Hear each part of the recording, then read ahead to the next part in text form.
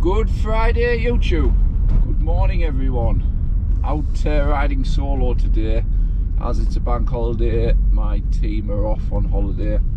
I sometimes ask them to work on a bank holiday for extra money, but at the moment, with the job changing last week, which I'll explain about or I think I explained about on a previous video, which was the decking job, I am just finishing first cuts on a few local units. So I've got the first Z1 on the back. I've also got the Stihl 756, which I bought last year, not the one I bought with the package deal.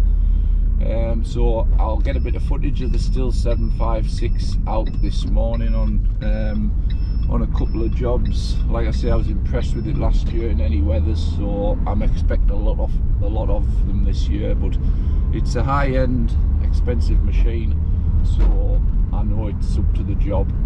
And as well as that, like I say, we've got the others that I bought as the package deal, apart from one that I let go to a guy down country who's over the moon with his new Stihl machine, because in the past he's always ran old machines that dropped to bits. So he's over the moon that he got this machine at a knockdown rate.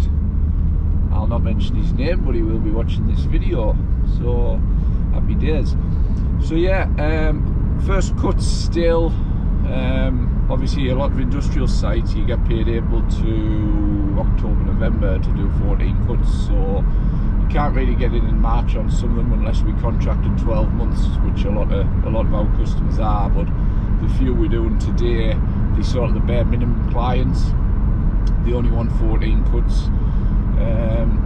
They ask you to do extra things from time to time, but like I say, from now we'll go in and I'll cut the grass today.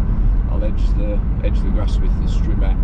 I will weed kill the car parks, and then we won't be on this site again for 2 weeks.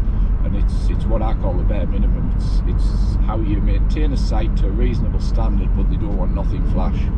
Whereas other sites will go every 10 days, or some sites we're on every week, and they want them perfect, and they want you to put plants in, and they want you to just check everything overall is tidy, and they like the site just to be presentable. So stay tuned, guys, and we shall get you some footage. It is 6:30 here, so it's just getting light with the clocks changing. The mornings have dropped back to being a bit darker, but it is 6:30 at the moment, so by the time I get to site it should be lightening up a little bit.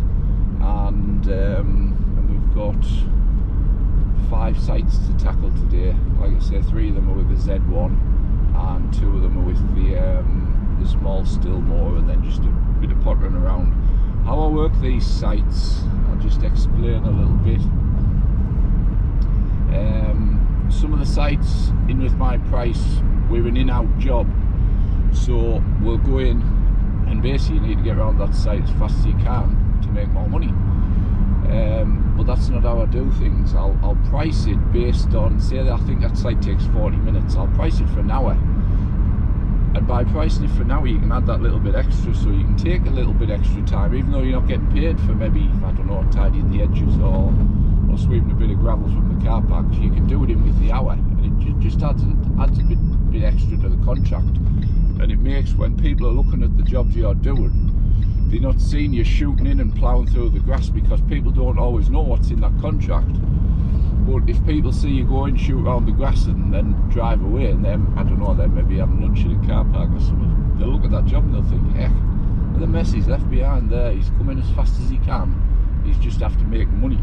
So try to add a little bit of value if you can in with the time. It's not all about racing. I hear these people all the time, oh, I want to race through this job and make as much money as I can.